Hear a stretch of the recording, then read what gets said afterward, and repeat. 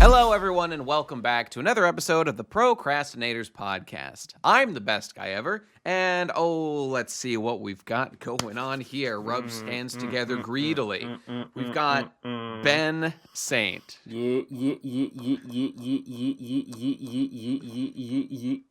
Fresh off his philandering in other podcast territory, and we've got Tom Oliver. For some reason today, I feel more financially solvent. I can't imagine why. Maybe you guys can help me figure that out. Yeah.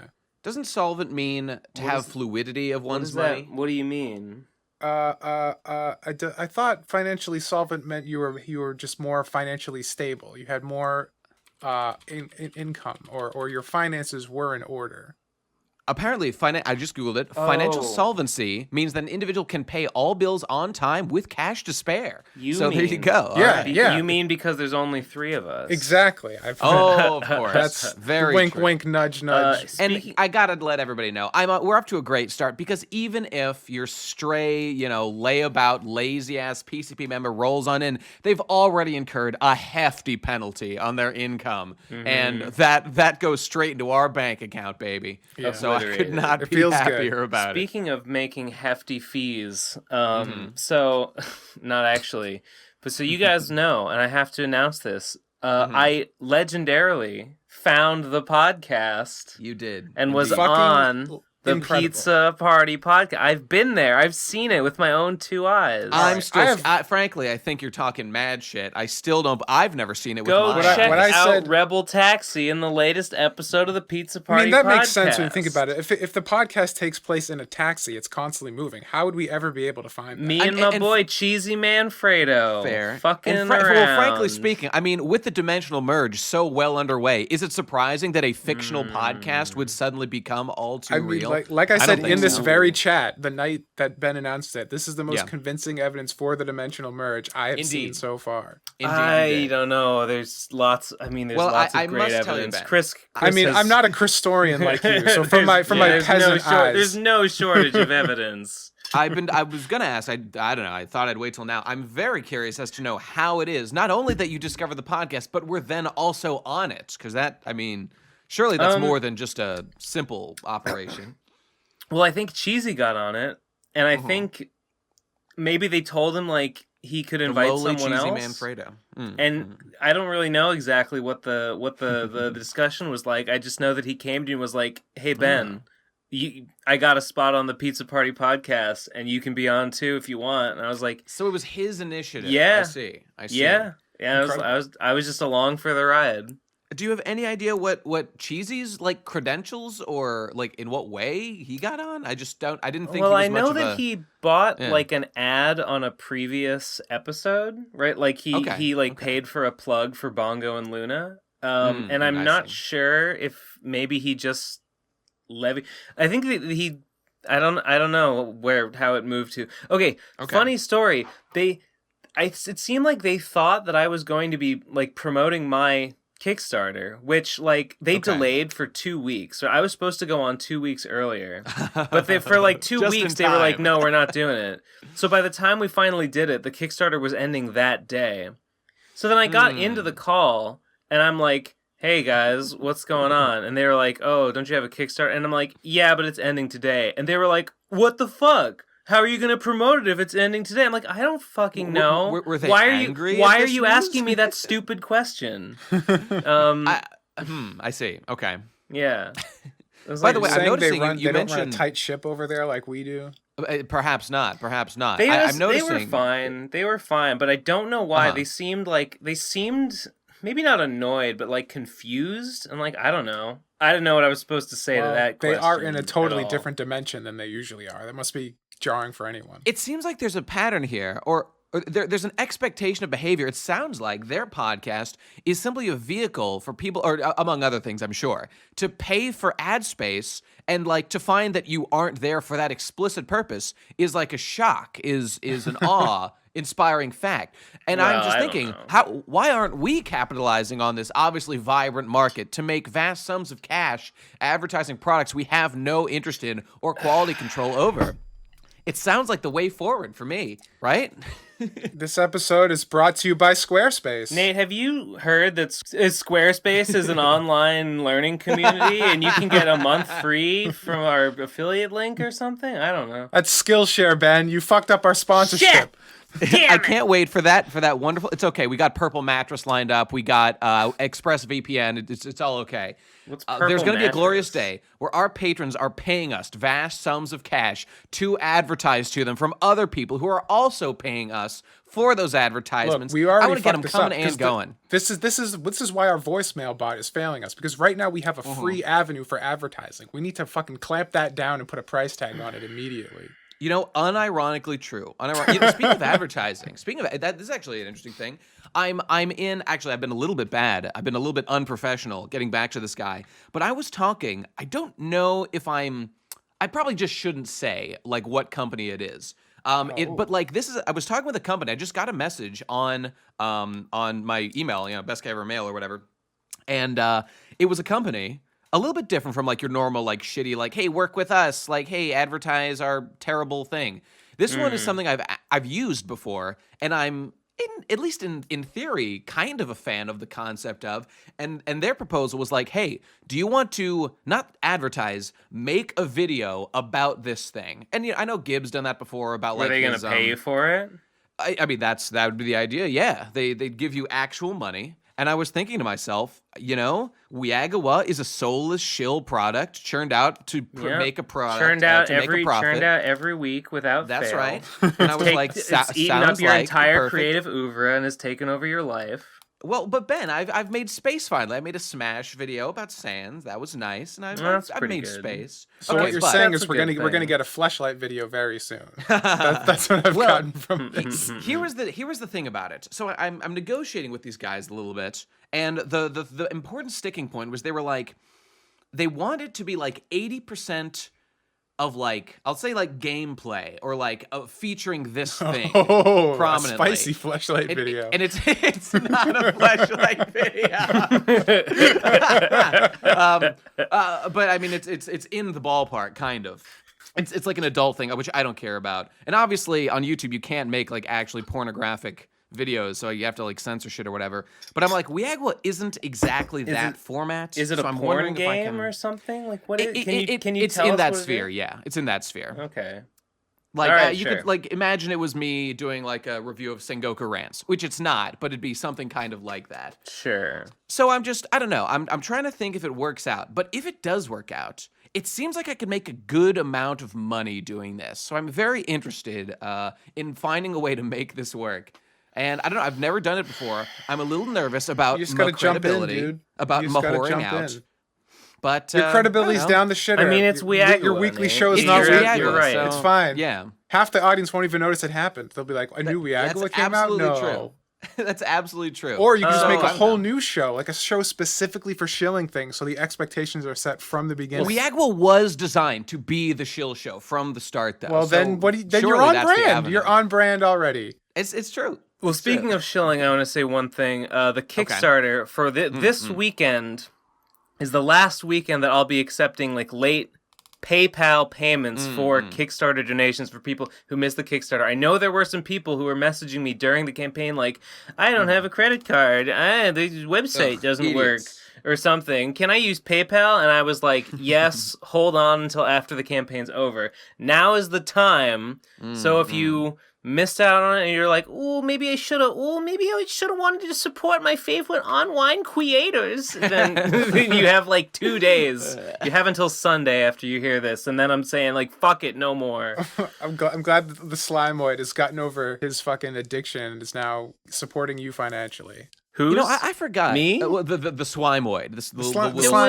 Oh yeah, uwupedi. Uwupedi, yes. Uwupedi, aka Charity Case. I want Uwupedi to hang out with tiny baby Ben Saint and pal around and have a play day. I mean, badly. I'm not sure if I mean, the timeline has diverged. Yeah, right. There's a timeline where it died. There's a timeline. There's at least one timeline where it lives. So at least two, I believe. It's very where confusing. One saved well, by Azumi. I don't know. Maybe the Azumi scenario and the and the Red Man scenario happened, like maybe Azumi fished it out, and then something else knocked it back in, and then while Azumi was fighting against N7, that's when Red Man put it in the jar. I don't know. We never. Right. It's hard to say. It's hard to say. We're just scholars of these events. We're just prophets. We don't write this shit. We just report it. Had that happened last episode? I forgot if we discussed the incredible amount of like you guys all making different shit. That was like early this week, right? I'm not I think yes. I'm pretty sure I did that Tuesday.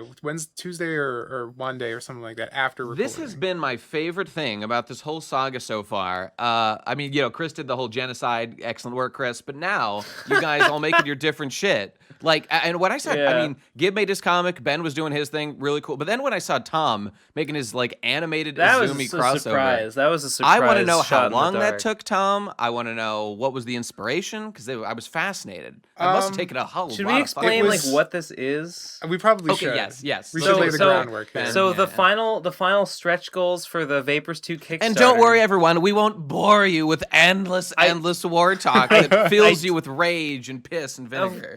Audience, I literally hate you. There was the final Kickstarter stretch goals. I didn't really have anything else to do, so I made up a thing where like, if we hit this stretch goal, we'll send this meme. That's the way. We'll send this Slimeoid to college. We'll get him an education to increase his Weber value.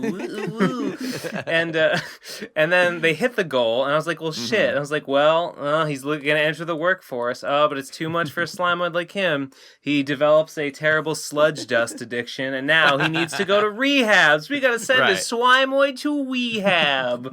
But we didn't make it. He didn't make it. No. Aww. So it was over for poor little uwupedi, and it decided that it had hit rock bottom and it had nowhere to go. So it was about to dissolve itself in the Slimeoid or in the Slime Corp vats, but. How much did you make all told at the end of this? $12,000 some, $12,000. Exactly as much as I would get in 1 year under a Yang presidency. Wait, so 12,000... there's some serendipitous things in life. So no more, no less. Exactly 12,000. Literally, it's like 50. It's actually like $12,000 and 50 cents, but you can't see the 50 cents. That's like you get your Yang money, and then you happen to find a quarter a couple times throughout the year. Incredible. Yeah. So we don't need Yang anymore, guys. We've solved the problem. We just need a Kickstarter once a year. Yeah, just vote Kickstarter for president. That's how he's gonna get with the millennials. He's got to get down with them. Be like, no, this is just a Kickstarter. It's a yearly Kickstarter for your life. No more taxes. We'll end taxation. We will just crowdfund like roads and like hospitals. Make it voluntary. Yeah, it sounds good. Wait, what was I explaining? So you were explaining how he didn't make it to rehab. Yes. So he was going to commit. He was going to dissolve, and it was going to dissolve itself. But then Hippo comes in with a comic showing some mysterious red-handed figure saving it from and putting it in a bottle. And then Tom comes in with another a 3D model video. Showing Azumi comes in and fucking gives an inspiring anime speech and convinces it to want to live after all. This was all after Chris had responded saying like, "Don't guilt me, don't guilt me, Ben Saint. I have foreseen all possible timelines, and the timeline where the Slimeoid survived was terrible. It would have been disastrous for everyone." So Hippo comes in and of course does that. So the Slimeoid survives, but then the final panel is like, would have been terrible for everyone. Like the timeline is doomed. We've doomed the timeline. What do we do? This is all developing. I'm like, I was just making some more of this shit right before we started recording, and I made some. I made some shit. I put it out. I'm just gonna see how Chris reacts, and then I'm just gonna respond to that. Right? I have a couple different ideas for how to resolve it. Right? Because I need to convince her that this is happening. I need to convince her that she needs to fear the events that may transpire. So it's all highly reactive. So, Tom, just tell me, how much did that take? What kind of effort was involved in Yeah. making that animation? Okay, so I woke up at like 9 a.m. and I saw the tweet of the Slimeoid dying. I was like, this cannot stand. And I was like, I'll just do a little 4-panel comic doing something cute. And then Were you in the middle of making it and then you saw Hippo's response and you were like, darn? I did message Hippo like 15 hours into working at it, and I was like, you fucking bitch.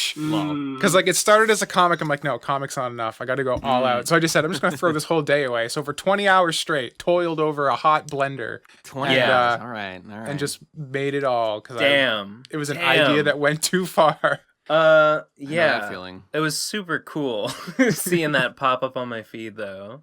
Yeah, it came together pretty well. Anything against the Kill la Kill soundtrack just automatically is good. So I couldn't lose. I mean, I suspect this is my current fan fiction. I think that our little uwupedi will somehow travel back in time and like found Slime Corp. or some sort of, like BioShock Infinite level terrible plot. Well, okay, BioShock Infinite wasn't that bad, but There's clearly they have an important role to play. No doubt, no doubt. My favorite thing about uwupedi is like you can see its brain, like you can see its brain, right? My headcanon is that it is like literally just like it is just like fluid. It is just basically a sack of fluid with the thinnest of membranes surrounding the fluid, and just like the brain just kind of floating loose inside, just like suspended. I noticed when you have him lying on his side, the brain is still oriented upright. Clearly implying because the brain is fried from all the sludge dust, so it's in there, just kind of like shaking around with little lightning bolts going like. Bzz, bzz, bzz. Yeah, the brain's not connected. Like someone asked why it had a spine, and I was like, because what else would the brain connect to? But like the spine doesn't connect to anything. It's just floating around in there. I don't know if its eyes are actually eyes or just like buttons that someone stuck on. Uwupedi's a mystery for sure. Mm-hmm. Well, I'm like actually upset I wasn't able to model. The original idea was to model the brain and have like a particle system make the bubbles and everything animate. But that would have taken so fucking long. I'm like, I don't have time for this shit. Maybe I don't blame you for just like make it green. Like you get it. You should make, Tom, I'm just gonna throw this out there. You should make some sort of like secret area in Izumi where you can break the wall and you can find Uwupedi in there with the model you've already made, and you can just kill him for some quick cash. Secret boss Uwupedi. He gets a whole intro. He gets a full boss bar, but then it's one of those ones that takes one slash to kill. And you got the big victory fan. Oh, like Zote. Exactly. Yes. Exactly. Like initial Zote. And then you could get another dream sequence, like with Zote, where he gets full power Slimeoid mode, and he's a big Chad. Ooh, these are all you're welcome to all these ideas, everyone. I encourage you. I'm seeing the checks in the mail. I'm seeing maybe like a tiny little Uwupedi like sitting in the little cockpit of like a giant mech or something. Yeah, right? that's good. Maybe too. that it built itself with its extensive education. Ooh, that actually it's like that scene from The Last Jedi where fucking the robot, like what's its name? Fucking not R2D2, the other one. BB-8 is in the fucking walker, and it pulls off the walker and just BB-8 moving around the ATST. Just that, but a mech with a Uwupedi. Yeah. Yep. Actually, in Shovel Knight, I think it's Engineer Knight or Mechanic Knight or something. He has a boss fight like that. You kill him and then he jumps to. Actually, Wily does. That's a common trope. I guess. It. I got the diploma, and all it took was a whole bunch of monies. They should. Oh, someone should draw a comic of him like in lecture halls with Temmie, because they both went to the same super fast school, obviously. One day education, 10-minute education, or some shit. I mean, especially in New Los Angeles City, like going to class is not really the point. Just the point is just can you pay them enough, and of course, that's how you get your diploma. That's what you had. I mean, you had to be smart to get that money in the first place, right? So like clearly you deserve the diploma. Oh, it's kind of like I forget what. Since we live in a meritocracy and all. That wasn't. There's like something where it's like you want to get the ultimate. Oh, actually, here's one example. Dragon Ball Z is like you have to climb that tower. Sorry, at the beginning of Dragon Ball, you have to climb this tower to get the mystical water. But turns out the mystical water does nothing. It's the strength it took to climb this giant tower. It was the strength it took to make a whole bunch of monies in the first place. It's like if you haven't learned school of hard. If you haven't learned about the shams of capitalism by the time you've saved up all that money, the lessons are lost on you anyway. Indeed, very true. All right, there you go. And everyone put your time codes now to skip to the end of the Endless War discussion. You're welcome. Fuck you, audience. Oh, God bless them. More disappointed in you every single episode. Well, here's a small point. I messaged this in the chat the other day. I thought it was interesting. A bunch of people jumped down my throat about it a little bit, but that wasn't the point. It was that I've noticed that a couple people have made Smash videos, not just in a similar style to me, but like completely ripping off the branding, including the font. And there's a couple of things going on here. I have no problem with people copying my style and doing the things in this way. What I start to have just a little bit of concern is when I see many, many comments about, wow, looks like BGE really shit this one out. And that's like the worst case scenario. But many people just expressing some degree of confusion that clearly they thought this was a video by, specifically, these were all like banjo ones. There's like 3 ones that people have made. And I wish, I have no problem with people doing this. I just kind of wish they would brand theirs a little bit differently so it didn't just look like it was one of mine. I mean, but it looks like their spin on it. I feel like that's probably not effective marketing on their part. You don't think so? I think they're probably the goal of making these videos is not to build their own brand. It's to get clicks off of yours. I mean, a lot of them are clearly like up-and-comers. They're just trying to like do something fun. I don't have a problem with that. I don't think it's malicious, but I think the goal is to emulate your style as closely as possible because they know it works. Well, I mean, maybe if they're just starting out, they like your videos. Maybe, I mean, I guess probably the ideal, what you would hope would happen is maybe they start out basically just making carbon copy best guy ever style videos, and then they find their own style in that space or whatever. I mean, and of course, I mean, very true. And Digi, of course, said this to me. He's like, "Wow, Nate, you really think you copyrighted putting another person's like character on the thumbnail and putting the Smash logo behind it?" Well, no, I don't think I invented that or anything. But the font choice being the exact same font and it being a music like this kind of gives it away that it is in fact. There's a lot of specific choices that when all brought together again makes the influence clear. You know? Yeah. And like, you might not own any of those things, but like, it looks like a best guy ever video. And I'm not an idiot. I'm not trying to say I copyrighted or I copyright claim these people. It's just, I mean, take for example the fact that my first one, the Ridley one, was a complete. It wasn't a copy, but like in the description I say inspired by Demolition D and his Berserk like getting off the boat video, one of the greatest videos of all time. It's incredible. Deserves all its success. Demo's a legend, et cetera, et cetera. But you know, some of the guys start their videos by saying like inspired by best guy ever. Like here we go. So like okay, couldn't have a problem. Couldn't have less of a problem with that. But other people don't even mention me anywhere in the video and are just like.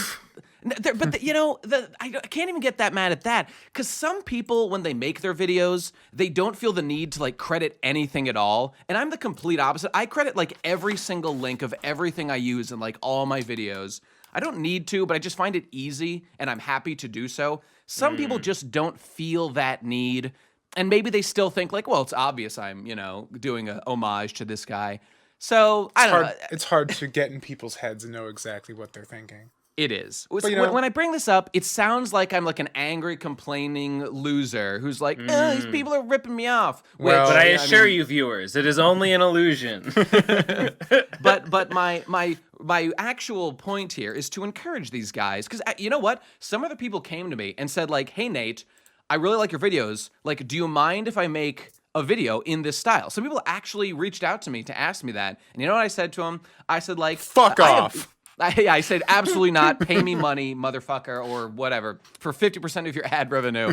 Actually, it's literally 0% ad revenue. Oh, by the way, Gibbs said this. It was really funny. One guy puts a bunch of like things at the beginning of his videos that are like, oh no, I got demonetized, guys. Who could have expected that to happen? So I'm not making any money, so give to my Patreon. It's like, yeah, what do you think this project is? Of course it's demonetized. We're stealing other people's music and making a montage. Okay, but whatever. I also plug my Patreon.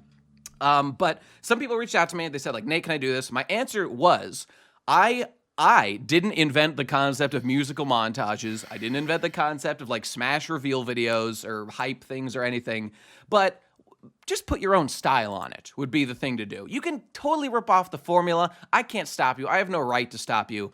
I'd encourage you just to put your own creative spin on it, as I like to think I have done with my videos. This is a humble request, not a demand, because I have no right to demand anything. As, you know, this is the internet. We all steal from each other and take ideas and whatnot. That's my message to those fine folks out there.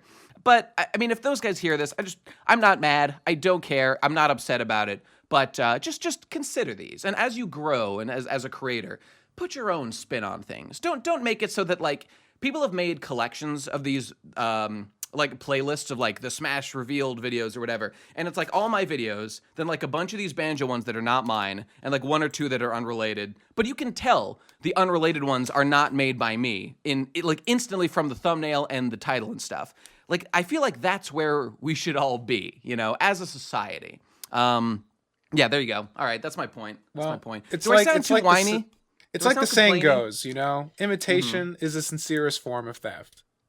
I don't know. I feel like some people are going to be mad at me or call me a whiny bitch about this. As some of the people in our chat seem to be like, Nate, aren't you just like happy that people are copying you and, you know, flattering you? Yes, I am. It's very nice. It's very nice.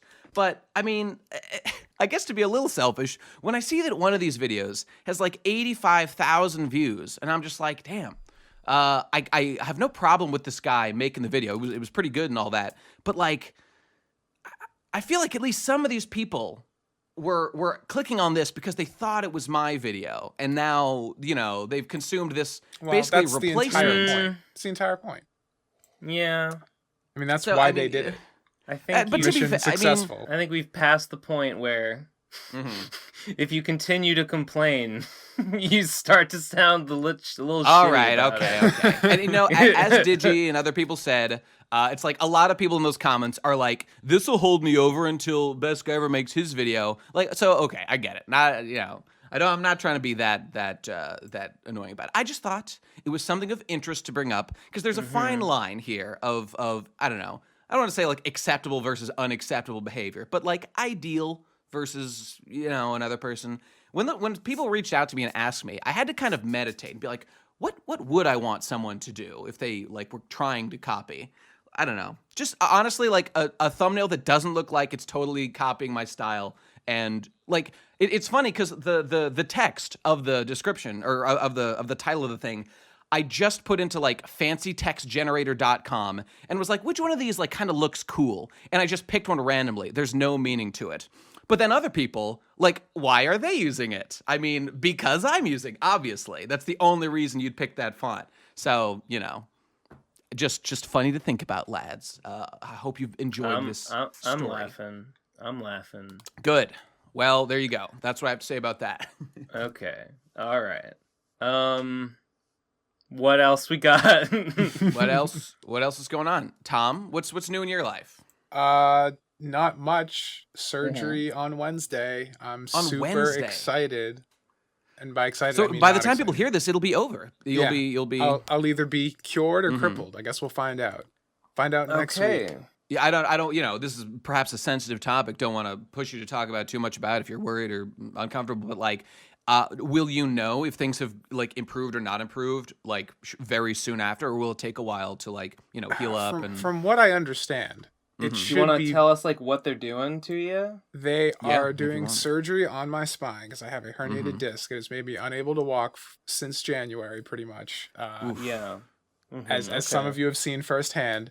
So they're going to knock me out, open up my spine, and pull out bits of my spinal cord that are currently interrupting the nerves in my back that are fucking things up. Very nice. Yeah, it's a good time. Very nice. Yeah, so I guess the idea is that you pull out these pieces of bone and I won't have the pain anymore. But if something goes bad, they could sever the nerves in my spine and paralyze me. So oh my God.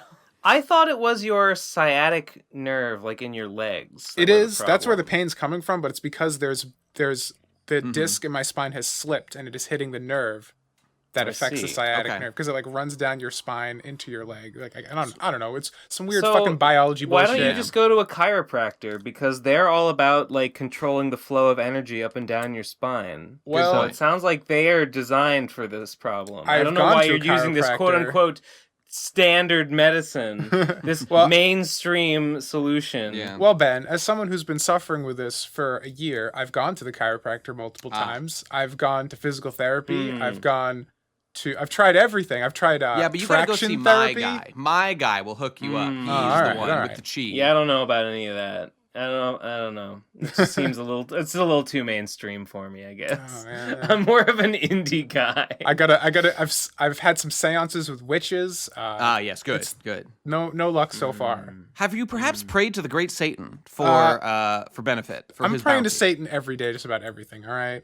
We're on good terms, fair enough. But now, I don't want to be overly negative here, but does this at all utterly terrify you? Because I feel like it would me. Constantly. Yes. Okay, constantly, understandable. All the time. Well, very paranoid. I feel like the problem. I've heard about people having herniated discs before. I feel like this has got to be a somewhat common procedure. Yeah, I mean the talk from the surgeon is like, this is like probably the best surgery I do with the highest rate of success. The problem is like this is already like a huge phobia of mine already. So like just like surgery in general, as just like anything to do with my spine or brain, or like because that's like. Yes. Core to like being alive. Brain shit fucks me right up.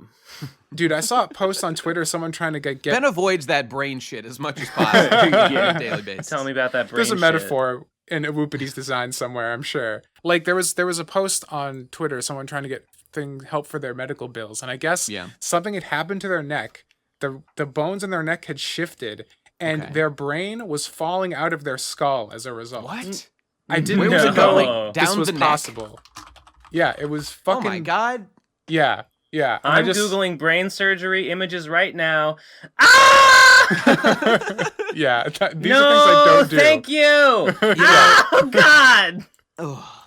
This is why I'm hardcore transhumanism, #H+. Get us out of these flesh prisons now. Well, please. I mean, as you well know, Tom, I mean, this reminds me of a couple of things. In Ghost in the Shell land of cyber brains and whatnot, they do have to, I believe, fully remove the brain, and then they put it into like a casing that can be like moved around easily between skulls. Yes. So, I mean, there is brain surgery going on there for sure, but they've just got it well in hand, I guess. That's just not as scary. No, I mean it would be scary because like then you also have to like wonder like will I still be the same thing? Like it's still my brain, but like is there something that's lost in the transition? But once you the benefits are that's true. The benefits way too big to like you're basically like a god at that point, a god among men. Look at Tom for example. I mean he could literally put his cyber brain in a new body in a situation like this, and then I think the thing that really fucks me up is that I wouldn't even be so weirded out by being like an organic biological being if we could synthesize organs easily. But because like the problem is like we can't just like bring ourselves to the hospital and be like, my heart's broken, I need a new one. It's like, all right, pay me like a couple $100. We'll swap that in and out. We just grow you a new heart, I guess. We fantasize a little bit that we're farther along in this developmental process of medicine and whatnot, but we're actually very primitive in the things that we can do. Watch the original Star Trek, and then like like even back then, like the ideas that they were having for medicine are still far beyond anything we can ever do. Like their ideas of technology have been obliterated by modern devices, but the medical field is still laughably behind the concepts from the 60s. So, it's true. It's true. It's just ridiculous. Like I'm going to fix it. They're going to carve pieces of bone out of my back by cutting through the flesh. It's like, what the fuck? This is some medieval shit.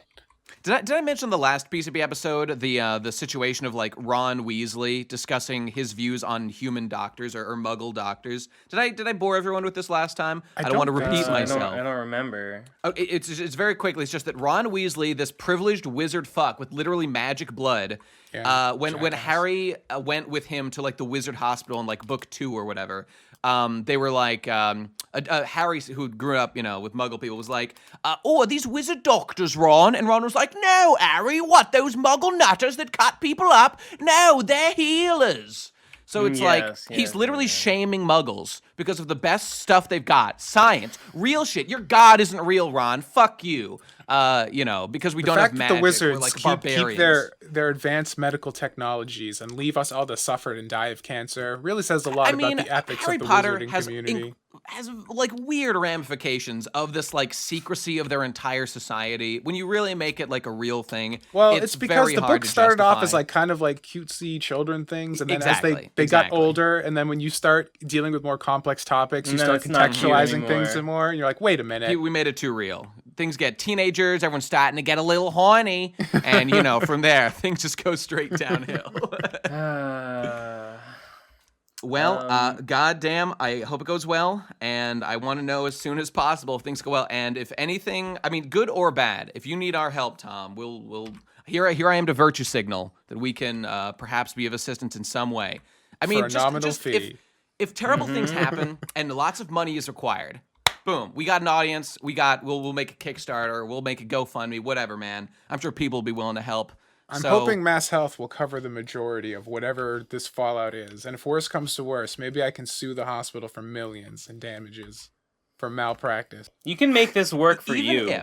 Let's just say you need an extra $1,000. I don't see any reason why. If you you're paying the bills, you got your not tax, your fucking benefits or whatever from the healthcare or whatever. But if you need an extra like $5,000, that's a thing for Kickstarter. That's a thing for just the kindness of man to help out with. Because you didn't, this is not your fault. This is literally the roll of the fucking dice. What a great system we got going on in America right now. Yeah.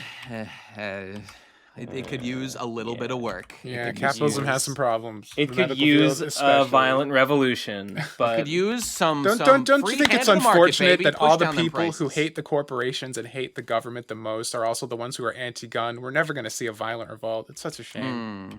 Well, perhaps.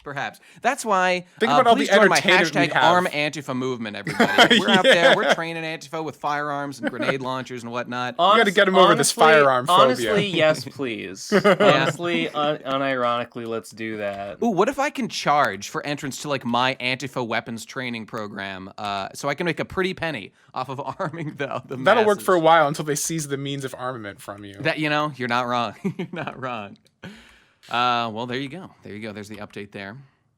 We joke about all this, but shout out to Nexus Mania in Chile right now, where things are fucking really fucked up. Oh my god! You know, well, dude, that shit was fucked for him. Directly outside I don't know exactly Nexus's what's door. going on in Chile.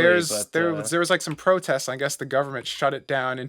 There's a curfew now. There's military on the street that's armed, fucking with people.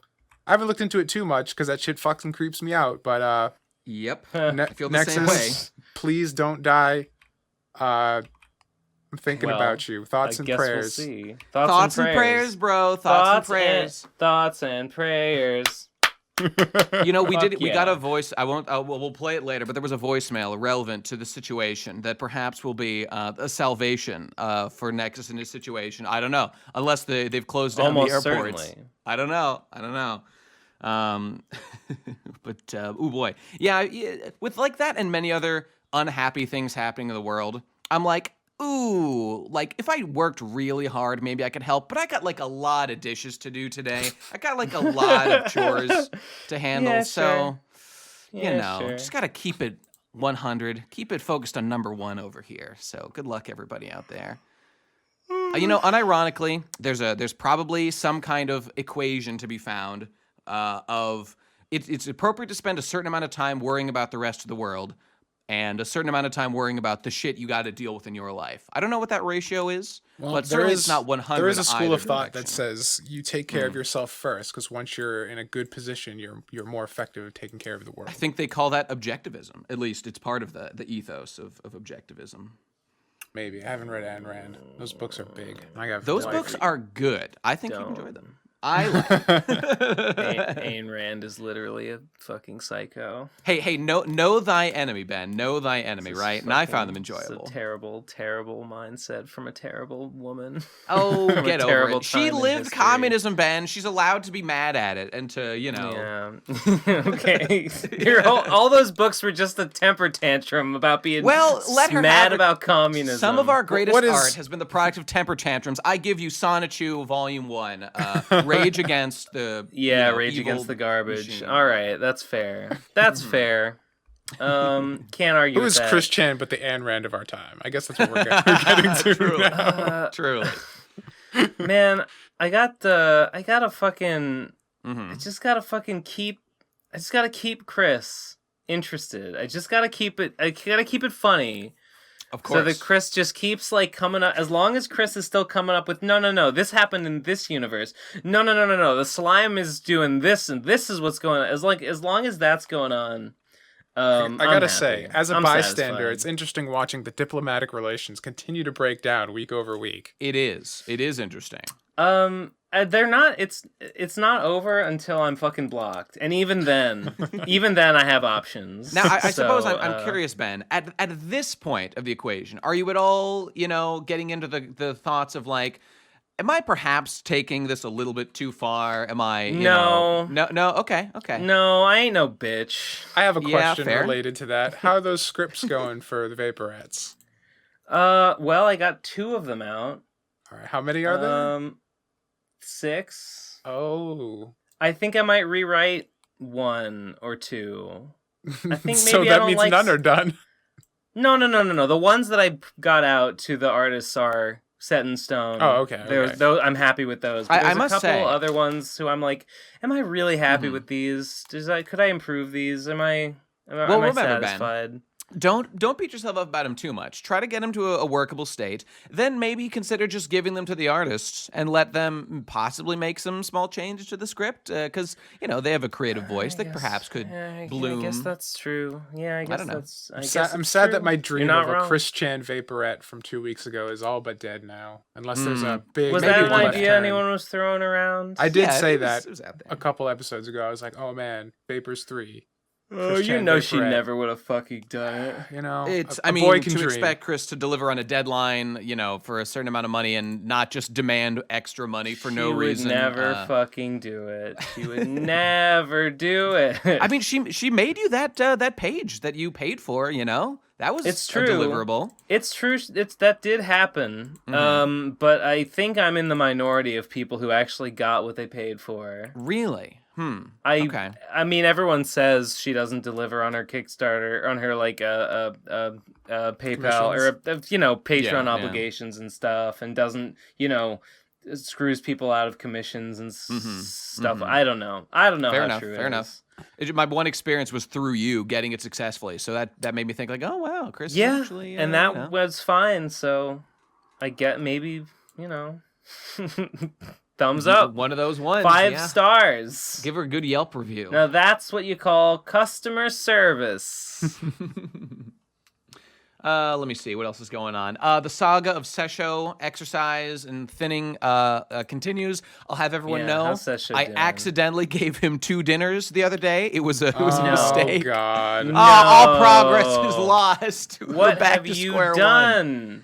I accidentally killed him. It was an early dinner situation. I forgot, and Michelle was like, "Did you feed Sesho yet?" And I was like, "I don't think so." But alas, I had. You need to get a system going. We will. We should make like a whiteboard and like check it off when we fed Sesho and maybe exercised him every day. Some people left a voicemail I didn't play because it was fine, but it wasn't up to par. Of like, you should go running with Sesho, Nate. You should go running with Sesho. I could like try that, I suppose, but Sesho is Sesho doesn't play fetch. Some people are saying play fetch with Sesho. Sesho does not fetch.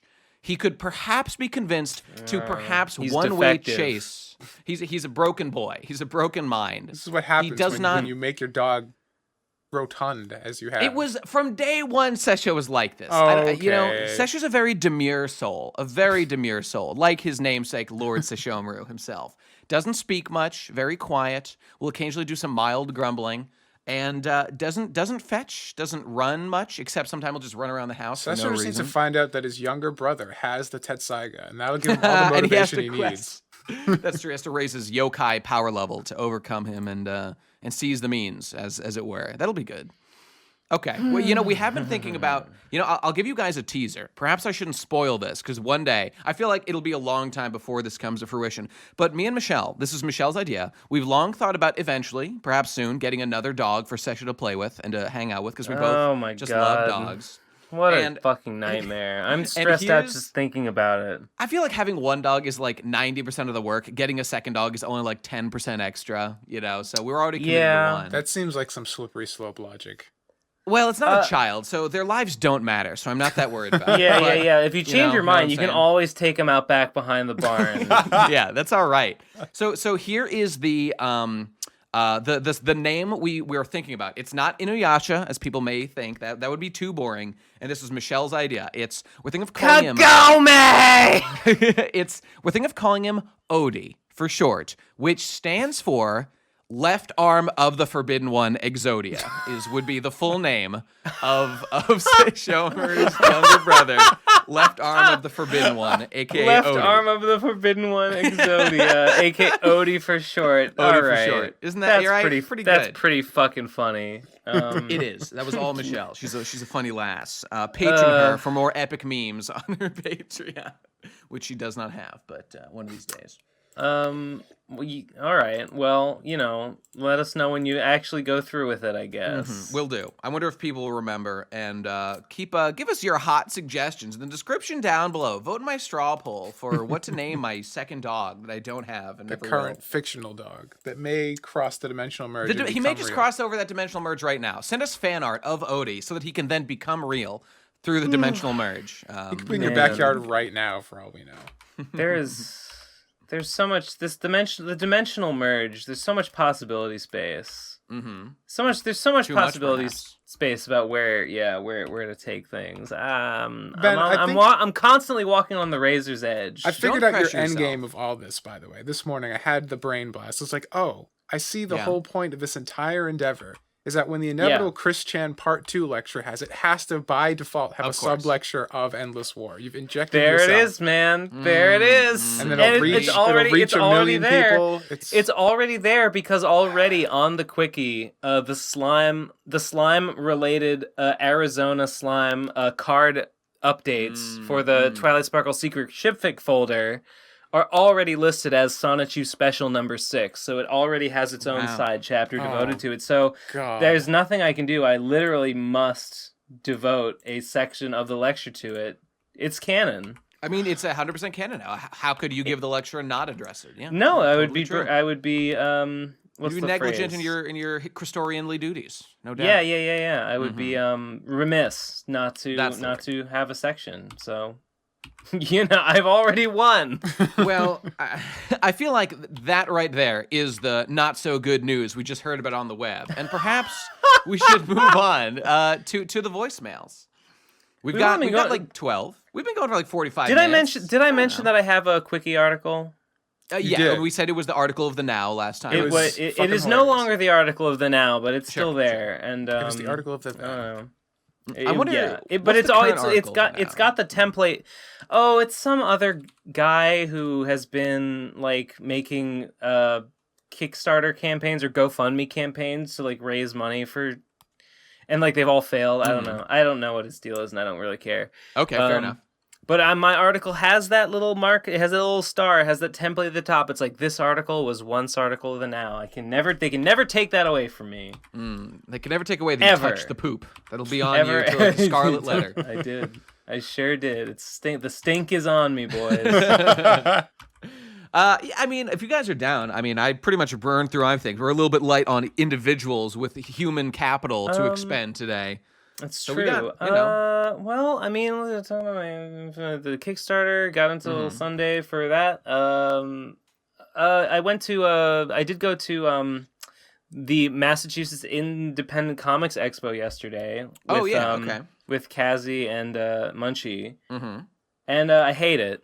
It's awful. Why? Really? It's bad. I don't like it. It's just it bothers me that all you do there is buy stuff. It's only a place for. I mean, there are panels. None of them. Are you seem buying that like actual interesting to comics me. they've made, or like bullshit corporate merch or something? Well, yeah. I mean, they are independent creators, and I mean Okay. that's cool and all. But like, you just go that you buy their comic books, you buy their prints they made. I don't want any of that stuff. I don't Could this want mythical to buy and sell this networking stuff. be a part of the experience in some If way? it were, I would be interested in that, but like I don't know how you're supposed to do that. Like I met Abby Howard, right? And like last year Abby Howard was there. And I didn't say anything to her. But this year she was just walking by me and I was like, "Oh, Abby Howard. Hey, I know you from that stuff." Search. Yeah.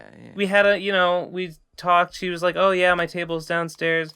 And I was like, "Oh, cool, great to meet you." She walked away, and I was like, "What was the point of that?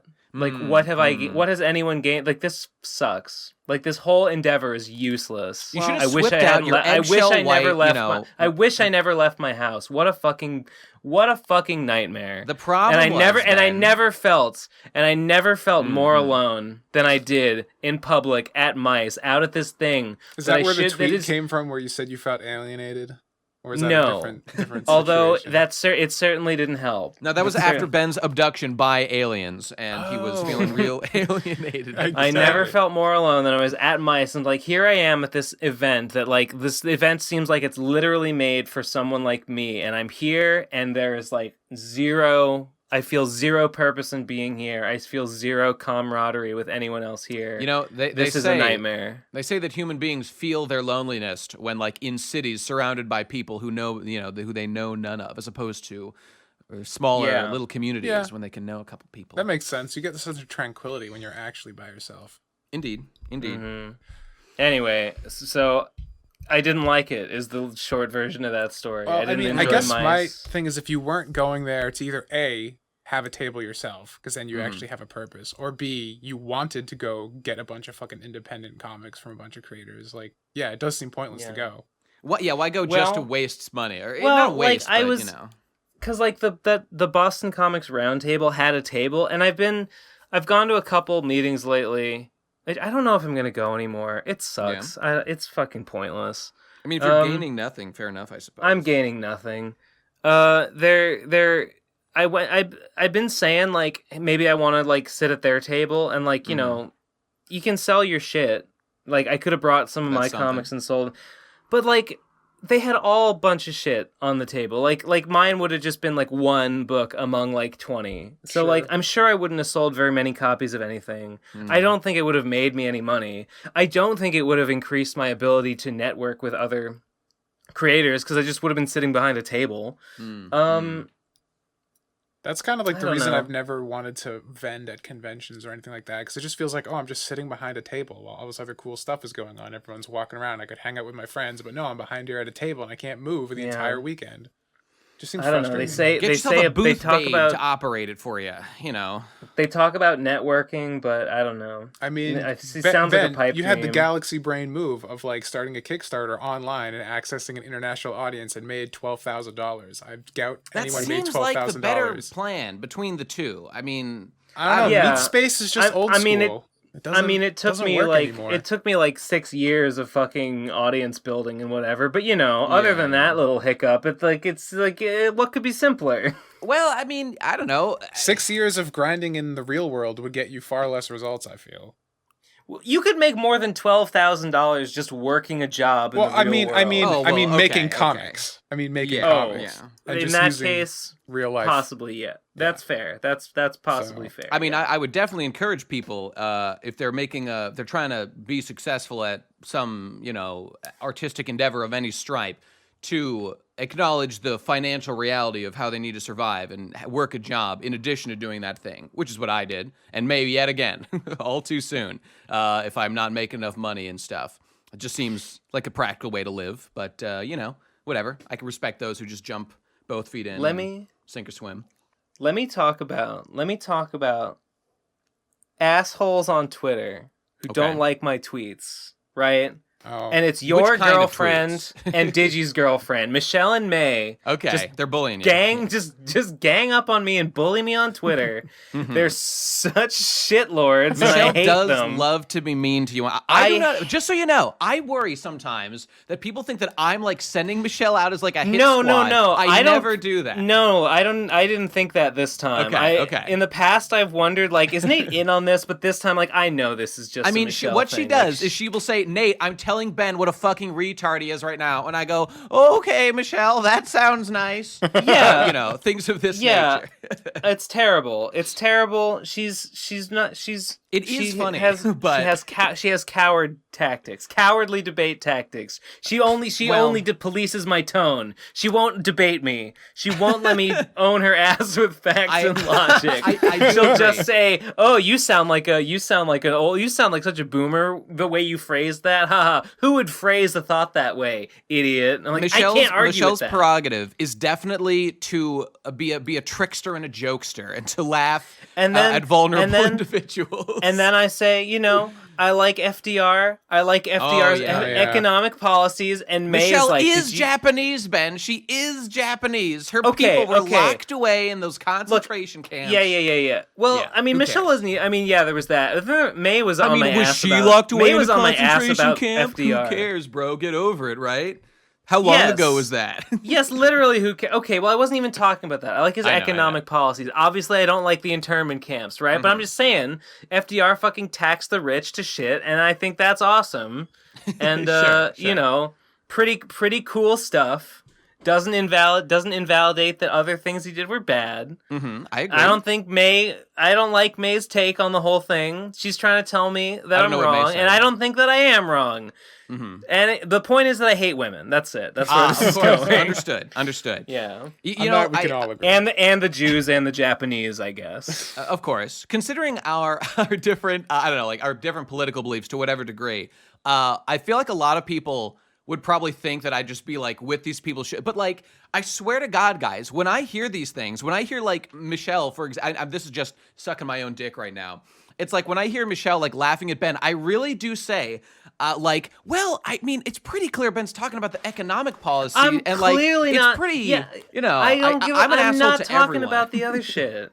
Yeah, I like that he put a 100%. Well, he proposed a 100% Goodness cap. gracious. A 100% wealth tax bracket above $25,000, which was about $400 to $500. It was about $500 in the time of the period. 500,000. A great quote I heard recently. Sam Harris was getting some pushback for like having different. I mean, people are getting mad at him for having like different opinions on like Islamic terror versus like white nationalist terror and whatever. It was a great podcast. I thought it was very interesting on his the Making Sense podcast. People should go listen to it. I think it's very interesting. But like one of the things he said was just like one of the quotes was just like if someone wants to, he said like, for example, what about the Japanese? The Japanese have a policy of Japan is for the Japanese. We don't want, to intermingle with others. And he's like, and what about that? And he's like, I'm happy to take this point from Hitler himself and to debate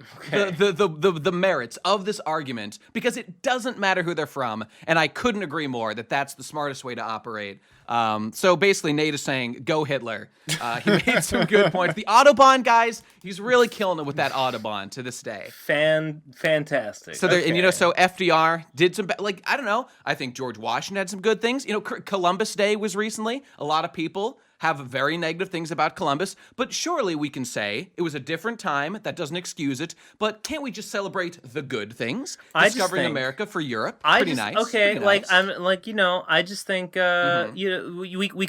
we could not do the internment camp thing. We could not turn away. I feel like that's integral to the policy, though, Ben. We could not turn away people fleeing the Holocaust, but we could still do the New Deal. We could do a New Deal, which I think would probably be pretty good about now. It helped with the last big depression. We're in another one. What's to be done? I hashtag I stand with women, unlike Ben. But I do think I do hate it when people you're trying to make a point about something and people do a lot of whataboutism and these I don't know. I'm just saying. What are you saying? I'm saying that it's a pet peeve of mine when, like, well, okay, on Twitter is a format that's nobody's going to take it seriously. It's a terrible place to have substantive debates and whatnot because it's not face-to-face. It's largely anonymized. So I get why a lot of people come out and goof and gaff. But whenever you take a positive stance on anything, like just now, I made some vaguely positive Christopher Columbus points. Like, it was pretty cool he discovered America. Of course you can say that, like, his discovery of America resulted in many, many bad things. Any affirmative stance is open to criticism. There's a video. Yeah. Okay, everyone's on the Christopher Columbus hate train. Yes. There's a video I've seen being like, Christopher Columbus didn't really, like, personally do a lot of the bad stuff that we say, like, oh, wait, That's what I've heard. I don't know. I mean, is that knowing better you're talking about? Because he is Yeah, I think so. I think it's knowing better. That guy made a point that because I happened to see this fairly recently, with all this being discussed, that like a lot of people accuse him of genocide, but I mean when you dig into why that is, a lot of it ties back into the fact that, like, disease wiped out 90% of the Native American population, but they literally didn't even know what disease was, like, at the time, and they could not have intended the genocide. Even if they wanted to, they couldn't have because of, so, like, I'm sure there's many other specific things he did bad. But that In Defense of Columbus video, In Defense of Columbus, An Exaggerated Evil, is pretty good. I think it was the first Knowing Better video I ever saw, and it's a good one. Like, he did do some pretty shitty stuff, but like absolutely not as much as everyone kind of just says he did. I don't know. There's nuance to all of history, Yeah. I feel like a lot of this falls into my MO of, like, for example, when people get too excited about One Piece chapters, I am here to regulate and say you are too excited about these chapters. And when people are too critical of historical figures who could, a lot of this is like, I'm in the 21st century. Of course we know XYZ things are bad. You're too critical of these historical figures. Well, relax on that. Reactionary. My issue with the whole thing of, like, everyone stay in your lane. Calm down. The issue I feel with people judging historical figures so harshly is that, like, we're all doing things that in 100 years will be morally reprehensible. We just don't know it. I'm not. Not me. I'm on the right side. Keto is genocide of animals.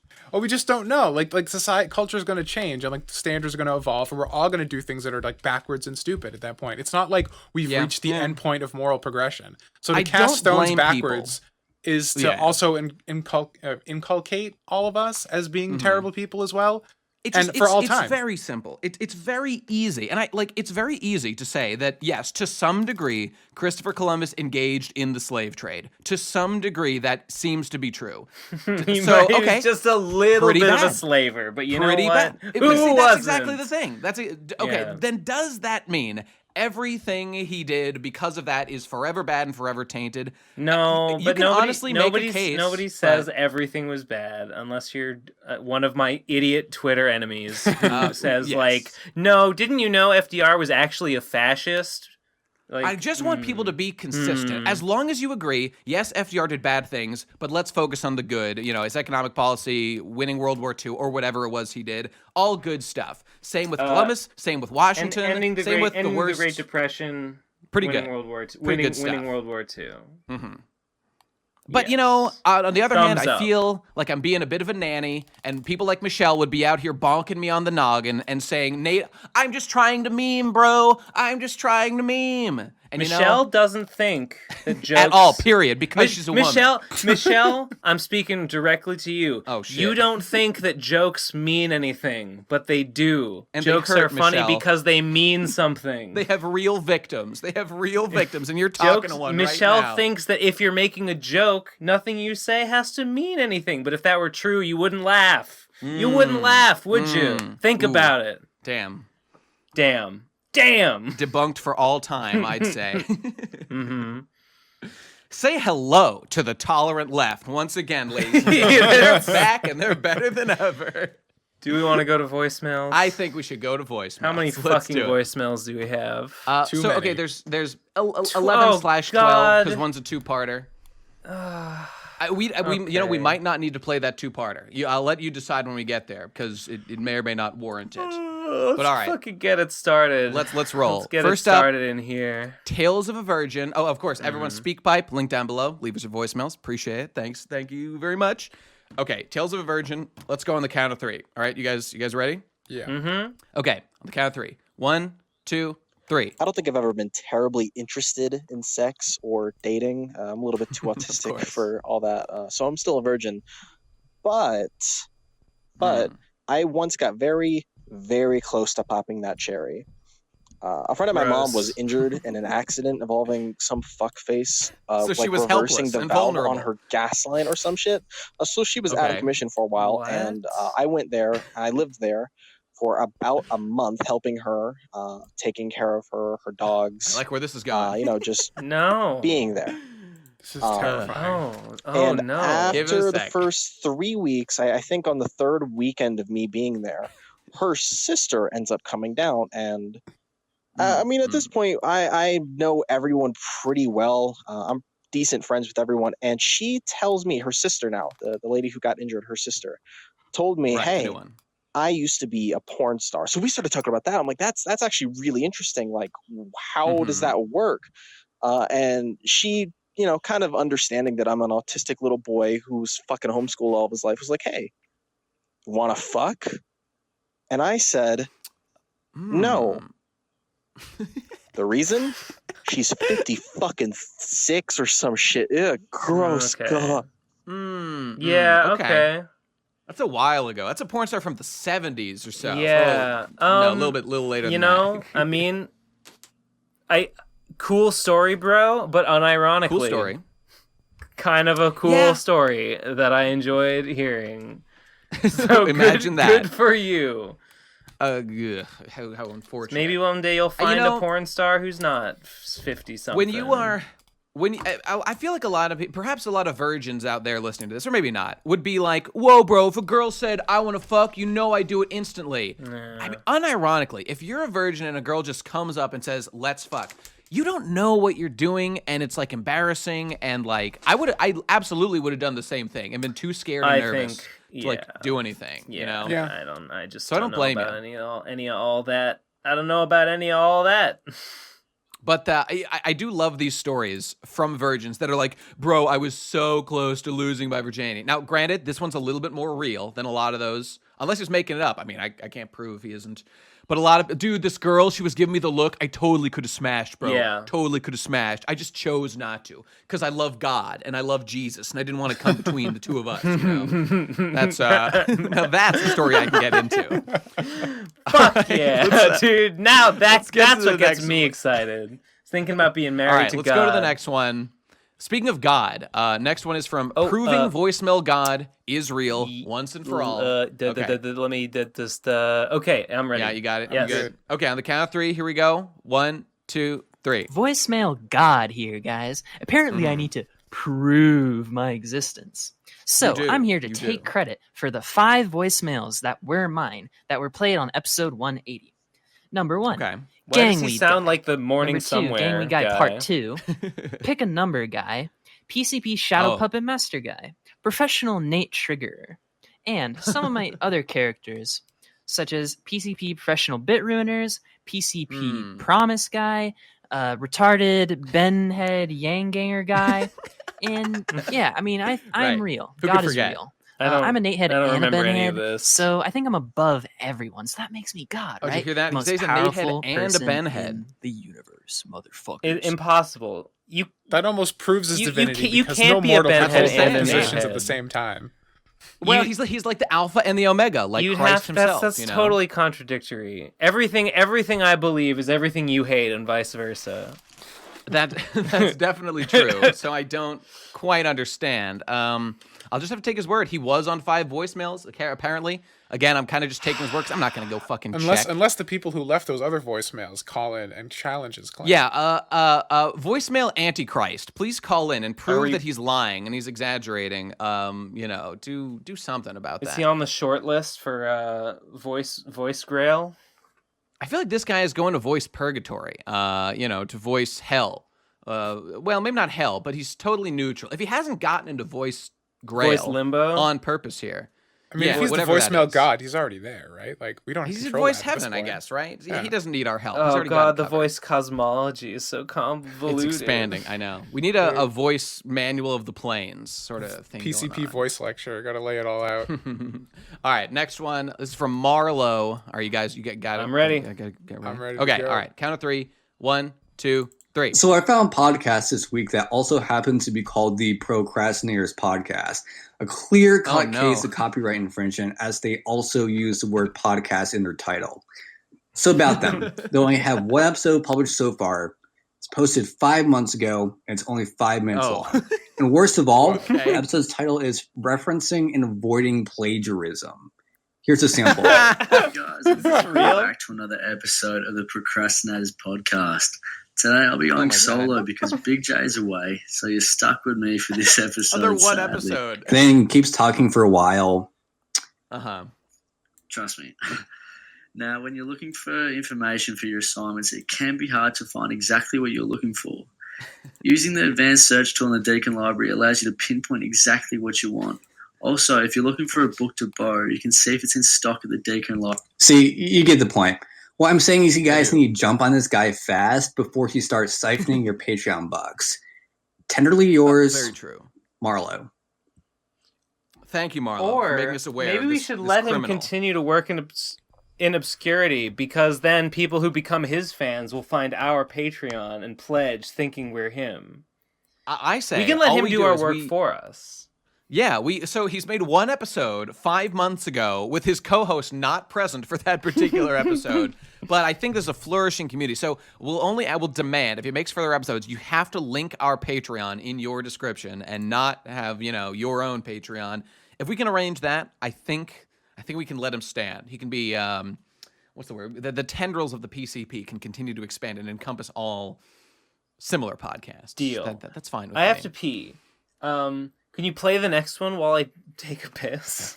But the next one's called Tails Gets Trolled, though, Ben. I think you want to hear it. Okay. Okay, we'll do the next one, and then he can go piss. Okay. On the count of 3, Tails Gets Trolled. 1, 2, 3. Hey, Ben, I know talks with having Laserbot on the show fell through, and that didn't work out. Mm-hmm. But I've listened to Tails Gets Trolled lecture maybe 100 times, and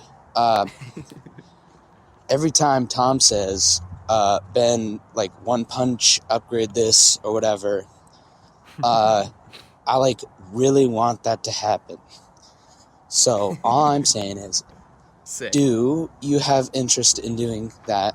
No. And also, I would be willing to back it not. if you did end up doing that, especially if there was I got fucking slime comics release. to make. I'm really sorry. Ben's plate is much more filled than it was during the I'm really sorry lecture. that's something you're really interested in, and I'm just absolutely not going to do it. But I'm not going to waste my fucking life redrawing Tails Gets Trolled when we've already got Tails Gets Trolled. If you want to remaster Tails Gets Trolled, you just got to go learn Source Filmmaker, download all the models, because they're all copyrighted characters that have Source Filmmaker models anyway, and just do it yourself. Yeah, that's true. Be the change you want to see. It doesn't require artistic vision at this point, But you see, I mean, this guy, at least he's saying, I'm willing to financially back such a project. I respect that. But I'm definitely not. I'm just not interested in making that a thing.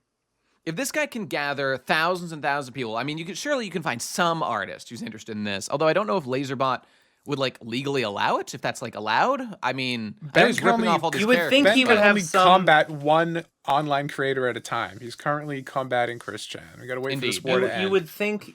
Well, I mean, I am probably gonna combat Ulalilia at some point, because Ulalilia fucking left me in the lurch on the audiobook thing, and I'm ready to. That is unfortunate. Whenever this whole thing with Chris is over, I think I'm gonna say fuck that guy. I'm gonna take that into my own hands. The Elemental Masters will face the wrath of Slime City, and it won't be pretty. It won't be pretty.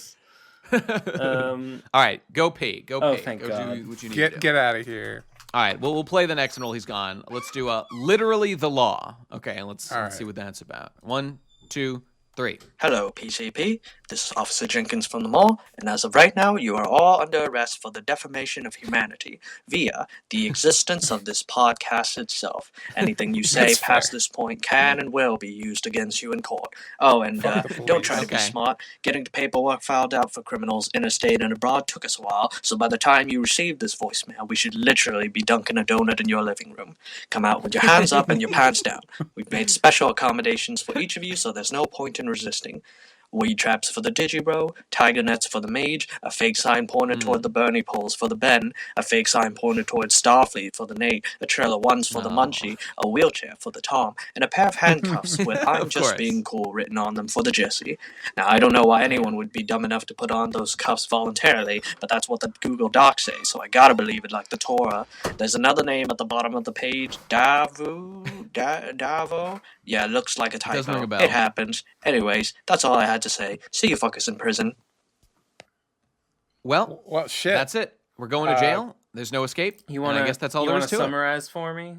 We're going to prison. Guy, the PC police they've entered our homes, and they are in fact here arresting us at this very moment. Oh darn! And yeah, what can you do about that? Well, shelter and 3 square meals a day is more than I can claim to now. Ooh, so perhaps this is an upgrade. Joke's on you. Yeah, we've been begging for this. We've been hoping for this all along. All right, well there you go. Let's move on to the next one. Yeah, we've got Weak-Willed Wagey is calling in. Let's hear what this hero of the common man has to say. All right, on the count of 3. Ready? 1, 2, 3. So I've recently become a wage cuck, and here are the 3 things that I've learned so far. Number 1, you will have no more free time ever. Number 2, you will never wear jeans again. You will have a closet full of jeans and other fun fucking t-shirts and clothes that you will never wear again because you'll only wear them on the weekends, but you're going to be too tired to do anything on the weekends. So fucking all your clothes are trash. And number 3, the shotgun's going to look pretty tasty. So that's what I've learned being a wage cuck so far. How Ben and Tom, how have you guys survived? How have you guys managed to not starve to death? I want to learn your ways. Well, I got one word for you. Patreon.com/BenSaints. Yeah. That's literally what's kept me alive. Well, I mean that and YouTube ad revenue and Twitch donations and whatever. You just got to make yourself a brand. Yeah. And abuse other people's kindness. Yeah. At every turn. Oh yeah. I mean that's a big one. That's what it's all about. You can't expect to do like the dream. It's like if you look at a guy doing the Olympics and you're like, I want to do the Olympics. I'm going to do it today. Well, that's unrealistic. You've got to get a plan going. And if you want to be a leech on society, internet artist freak show, you have to set the stage. It takes years to cultivate that ability. So you got to take years to completely destroy any sense of ethics or morality you have in you. Exactly. We're all born with a God-given sense of morality, and it takes years to dismantle that brick by brick by brick. So you got to get to work on that immediately, and it will pay off in the long term. You have to lose everything to gain everything, or something. Yeah. That makes something sense. like that. All right, next one. Lecture me, dads. Okay, let's see what this individual has to say on the count of 3. 1, 2, 3. So I'm a huge PCP head, and recently on episode 180, you guys were talking about how you were wondering if anybody discovered the PCP because of Ben's Christian lecture. Indeed. And I am definitely one of those people. I think a lot of people came into the PCP because of that really excellent lecture. Your guys' lectures are the fucking bomb. They get way more views than anything else this little club has ever fucking created. It's true. In a completely different league. We're talking Digibro levels of fucking views just for these fucking lectures. If you guys were smart, you would have RadCon 5 or 6 or whatever fucking RadCon we're at now. You would have that be the fucking RadCon conference, the RadCon seminar, where you just do fucking lecture after lecture. I want 3 lectures from each of you on my desk next week. That's what I'm gonna do at the next. Because that shit would get you guys millions of views. Whatever your lecture would be about, that would attract viewers related to that topic who would then be introduced to the PCP. It's just fucking algorithmic. It's fucking beautiful. It's long form content. It's the good shit. It's algorithmic. Fucking make the big break. You guys deserve it. Fucking do lectures, goddammit. Yeah, that aptly stated. Yeah, I mean, we've kind of talked about that before, about how like the lectures are like proven content that does work with the way YouTube is. The problem, I mean, I think the reason we don't do more of them is just because like part of the whole appeal is you have the audience, everybody else listening, and we're not all in the same place. Yeah, that's and the total there's obstacle. There's a lot of prep involved in doing these. Yeah, there's only. I do wish like we had more ready access to do them, like with each other. Imagine if we could, like, it's easy to do. We just need like the cameraman is actually very important in those. So like Victor, the cameraman and the mic setup is like actually crucial. Yeah, I mean, we've talked about like one of the things we would do with PCPHQ would be have a studio that's set up to do lectures on a more regular basis, and we just we're going to the studio and recording one. And it would be easy peasy. Yeah, but the dream of PCPHQ is dead, so... I don't Unless you give us more money. Double your patron now. No, it's dead. Well, maybe it's dead for you, Ben, but not for me. Okay, if PCP is like two of us live in the same place, then okay, I would. I don't even think that. Ben, this is the new thing. PCPHQ doesn't have to be a place of residence. If we're rich enough, we can just fly everybody out on the weekly. Oh, I see. Technically speaking, I suppose that's true, but yeah, I mean, I don't know. If we made more money, that would change the whole equation. It's an amorphous concept that can take whatever form is most convenient for us. I agree. Well, when you put it like that, I'm a little more sympathetic.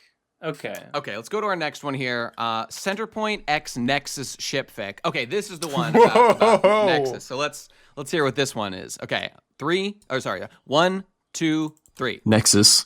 Come on, dude. Chile's on fire. Your people are rioting, and the government is corrupt, okay? Like, look, if you actually want to get fucking out of Chile and come to America, dude, I will actually unironically marry you to get you here, man. Come on. No sex required, no gayness, just straightforward, corrupt marriage. Let's go. You gotta pull a Ross and Holly and just have a sham marriage, like Ross did to get a fucking American green card or whatever. I swear to God, that's true? I'm convinced that's what happened. Yes, that's just it's just so? My pet theory, but I am convinced of it. That is fascinating. I mean, does the timeline all line up for that stuff? Well, the reason I think that is because Holly talked about Jared being like the first person to like stir feelings in her that like made her think like maybe I'm not asexual like I thought, implying that she was asexual while she was with Ross. So well, we do know asexual people who are in relationships despite that, and I wonder if. I wonder if but if you're an come on, it's asexual horseshit, person, obviously. But whatever. I mean, obviously, it doesn't exist. We all know that. But so okay. So if you're not fucking, then the question is why? And it's just like, Ross is an Australian, but he obviously wanted to move to America because he did, and a marriage with Holly sure would be convenient for that. And that's true. Their breakup sure was drama free. So I think probably they just fucking did it for the green card. Like, why not?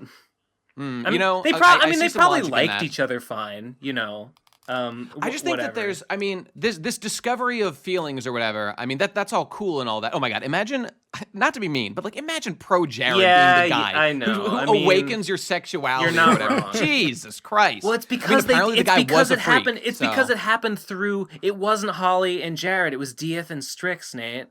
That's why I have to give the Dieth and Strix lecture. Her OC is not asexual, you see, and that's why it was able to happen. And damn, there's so many layers to this story. I swear. That is interesting. That is interesting. It is. Okay, well, anyway, it is, and I was just thinking about this yesterday. Like that's actually a pretty funny story. Maybe I should tell it.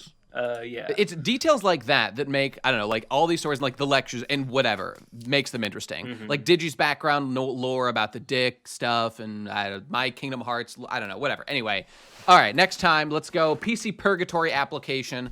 All right, let's see what's up with that on the count of 3. 1, 2, 3.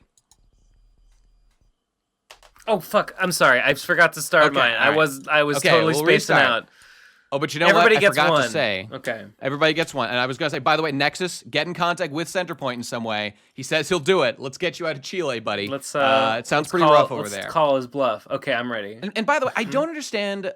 you know what? Okay, never mind. The whole marriage for just weird purposes thing. Like, what is the actual like legal reason you're supposed to get married? Like, do you have to like love each other? I swear to God. I swear to God, like part of me wants to just like go on Craigslist and just find someone. Okay, I told someone some of this and they were like, you technically have to cohabitate. It's like, oh, well, that sucks. Like, I should literally just marry one of my roommates, like, just for the tax break. Like, I would do it, because I don't give a fuck. Because, like, who cares? I'm just... If it would save me money, like, fuck it. Once we accepted that, like, I mean, gay marriage or whatever, like, it's fine, I don't care. It's just like, okay, that's obviously not for the traditional breeding practices that presumably marriage was for. Once we said, like, that's normal and fine, it seems to be, I'm not trying to make, like, a slippery slope, disrespectful argument. I'm just saying, we're just saying it's, like, for basically any purpose we want, which is fine. I don't care. So doors open. Yeah, I'm sure anything involving getting a break from the government there'll be extra scrutiny involved just because the government totally sucks. I just don't understand like what the standard is though. Like what is a legitimate marriage as opposed to an illegitimate one now? You gotta love each other. I don't. Well, how do you measure that? You know, it's ridiculous. Seems like the condition is cohabitation. Oh, I guess that's fair. But I just mean, aren't you already cohabitating with like 5 other people? Yeah, exactly. I should literally just fucking marry one of my roommates and why not give a fuck. Yeah. All right. Anyway, let's go to next one. PC, oh right. PC Purgatory application. PC Purgatory application. All right. On the count of 3. 1, 2, 3. Slaps laminated resume on table. What's up, PCP? I'm here to apply for the new job known as the head of the PC Purgatory. And my qualifications are simply this. For the past, by the time you're listening to this, 15 episodes, I've had 1 to 3 voicemails about per episode. Okay. And, well, that's why I think I should be the head of the PC Purgatory. And because none of my voicemails have either been grailed or jailed. So let me know what you think. Thanks.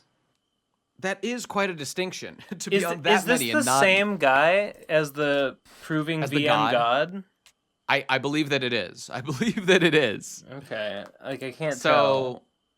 I mean, this guy obviously leaves a lot of fucking voicemails, as we're hearing. This guy obviously leaves a lot to be We know desired. who blew through our fucking... we know who blew through our fucking storage and got us that warning from SpeakPipe now. It's all this guy. Yeah, it's your fault, you fucking clod. By the way, you know what? Small update on the SpeakPipe. We still have that message up top saying, like, you have full user account, but they're still going in. I mean, do I need to clear it out? I'm kind of want to see how far we can push this before it, here's results my proposal, in a problem. Nate. I feel like we wait, we see how it goes, and if we do end up getting charged, I think we make this guy head of PC Purgatory, and his job is to pay that fee. Ooh, I like this plan. This is a good plan. Although at any time, we could just delete all the old voicemails. That might take a while, but it'd be really funny. It'd be really funny. Good thing we have somebody in charge of the PC Purgatory to do that task for us. Thank God for that. All right, I'm for next voicemail. I'm all for outsourcing that shit. All right, here we go. Next one is Linus Lucky. All right, and let's play on the count of 3. 1, 2, 3. Hey, I got a question for all the art boys of the PCP. How do you guys feel about people drawing lewd fan art of your characters? Like, I know Ben said he's really touched and honored when somebody takes the time to draw a character that he made. But would that change if they made, like, Vince with a giant slong porking it to his roommate? I forgot her name, I'm sorry. Also, I would like to use the Zumi as a fleshlight. Goodbye.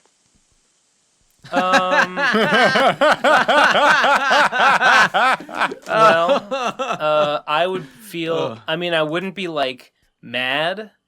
I wouldn't really like it. Just disappointed. I would just be kind of like, ugh. Yeah. I'd still be flattered that someone was drawing them, but I'd be kind of icked out. But what if it's totally realistic? I mean, like having Vince in like an orgy or whatever. I mean, that's possibly unrealistic. Oh, like it could be if a it dream was like true to the though, character or something. Yeah. What if he was just jacking off alone in his room, as I'm sure he does? Yeah. That seems above that board. would be. I mean, that's better. Still, I just don't want to see that. But like, whatever. Right. My standards are way lower. Any fan art you want to do is fine in my book. If that's how you want to make it happen, then go for it. Yeah, spread the word. Would you retweet explicit fleshlight usage Izumi porn? If it's tasteful. That sounds like the definition of tasteful to me. Well, you never know. You never know who you're dealing with. But that's fair. Yeah. If Twitter still had moments, I'd make a whole NSFW fan art moment and I'd put them all in there so people could browse them. I would not. I would not retweet NSFW fan art. Coward. But it's not because I don't appreciate it. It's because it's not my brand. I feel the same way. My Twitter is not a place for the pornographies. It's always interesting when I see accounts I follow that are like seemingly not doing porn, but then they just retweet porn out of nowhere, and I'm like, I mean, it's fine. I'm not offended. Just wasn't expecting it. Yeah. Yeah. All right. Anyway. Oh wait, there was something I was going to say about this. I can't remember what it is, so maybe I'll remember later. Okay, whatever. Let's move on to our last voicemail. Now this one. Okay, here we go. This is 119. Which I believe is the number we selected last week as our, we were asked to select a number. We memed him with pi, and now we've chosen hard the number 119. Okay, all right. Because it was 9/11 we decided backwards. that. Yeah. Cool. Yeah. So let's hear what he has to say on the count of three. Finally, okay, at long last, the saga will conclude. Okay, 1, 2, 3. 119. Pretty good number. I was rooting for 144. But for the purpose of my bid, it doesn't really matter too much. But I still like 119 as well. So thanks for suggesting that, Hippo. Anyways, this is where the bit was going. I'm about to drop some truth bombs. All right. The War on Normal People, page 119. Oh, no. Compounding the problem is that Americans now move across state lines and change jobs at lower rates than at any point in the last several decades. Oh, no. The annual rate of interstate relocation dropped This from bit about sucks. 3.5% of the population in 1870 to about 1.6%. You know what? I'm bored. Let's just end it. Let's just end it. I'm done. I've had enough. I get the bit. Munchie gave me good job. You memed us into playing 3 whole voicemails for you. Unless you're voicemail god, in which case it's like 100. He concluded it, by the way. This, in case you don't realize, this is Andrew Yang's book, ladies and gentlemen. Yeah. This is book. I knew that. But The War on Normal People. You knew, but I don't know about everybody else. Munchie gave me his info and signed me into his Audible account, so I have access to all of his audiobooks. I listened to God in the State by Bakunin, which was fine. And then I started listening to The War on Normal People, and just like I thought, I quit it because it was boring, because I've heard all the interviews with him. I know everything he has to say. His book is just it's just like a longer version. I didn't like it. Wasn't learning anything new. No, I feel a little bit bad about cutting that. Should we just, in the editing, let him play the whole thing before we... No, I don't okay, all right. Fuck it. Go read it. It's because you know all the arguments, but does everybody else out there know all the points?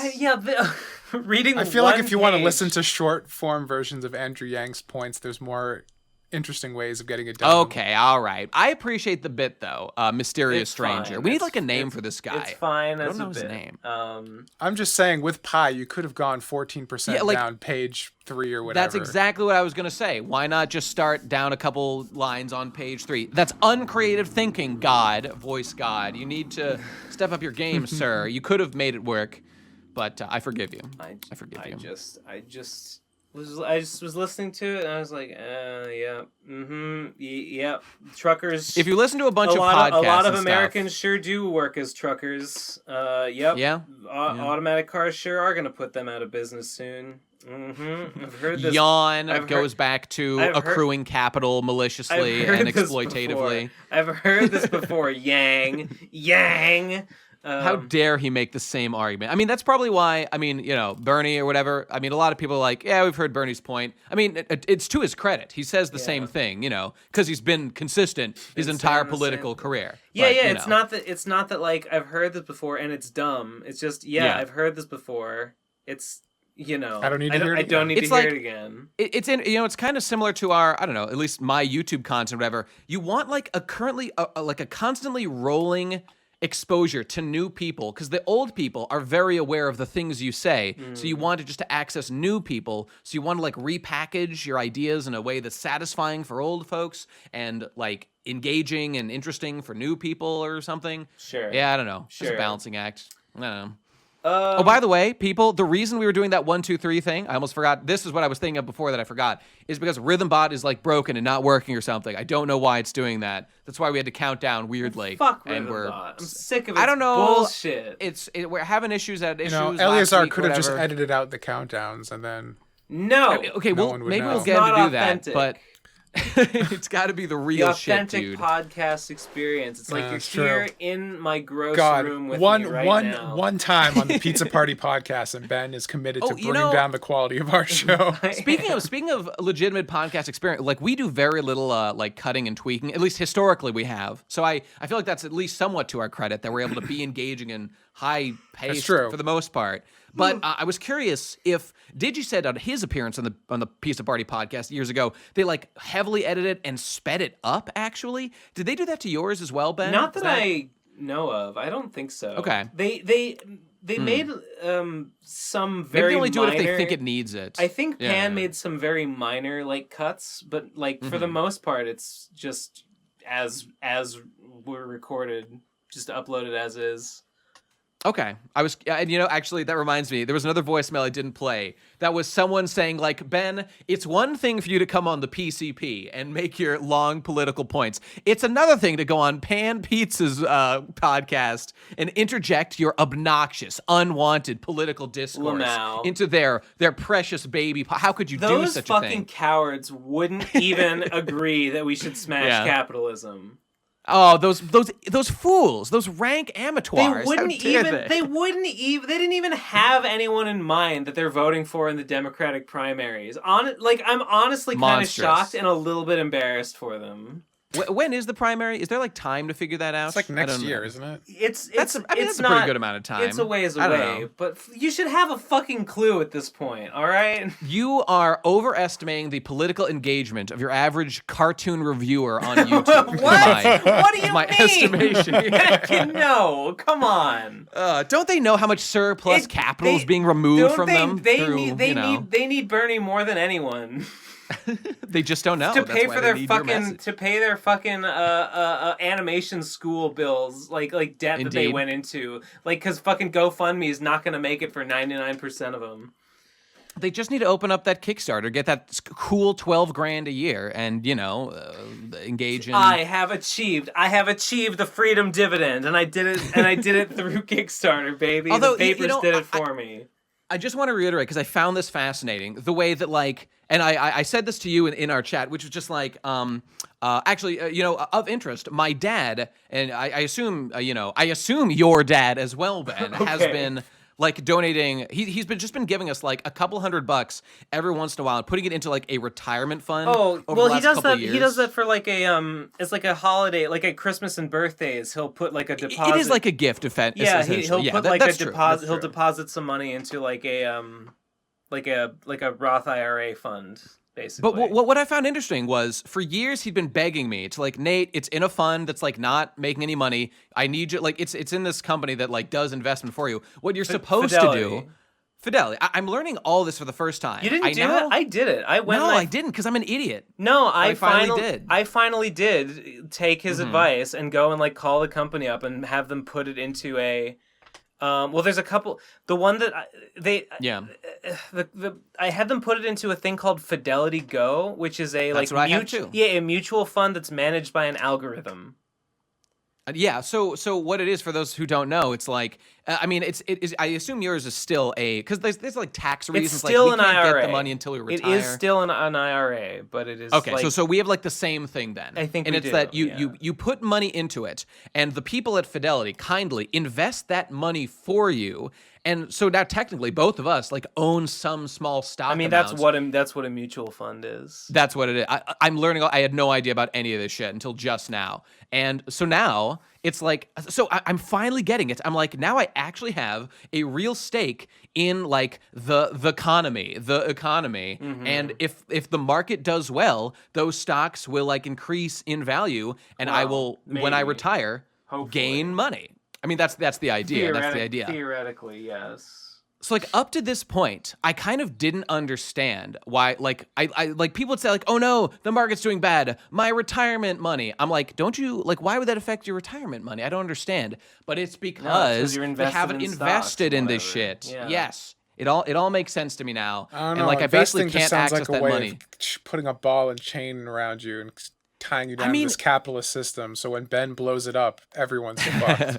Oh yeah, I should withdraw my funds before I start my real revolutionary praxis. True, although you'll lose like taxed some amount, because it's the reason. Sure. So this is the interesting thing. You like, quote unquote, you can't take it out until you retire, but if you do, it just gets taxed, like, I don't know, some pretty decent amount. So like 10% or 20% or something, Yeah. which can be a lot if it's like your retirement fund or whatever. So you want to just leave it there and let them, like, that's why it's all making sense to me now, because all that money's there. It's supposed to be there until I retire. You're supposed to pump money into it, everyone, regularly. So more money is there, can be invested. The whole market grows. So like I now have a stake in the economy doing well that isn't like solely dependent on just the value of the American dollar, which was everything I had up to this point. That's where like all my money was. Now I like the market. If the market grows, my investment in the market grows, and I'll have more money. So I hope America doesn't crash and all those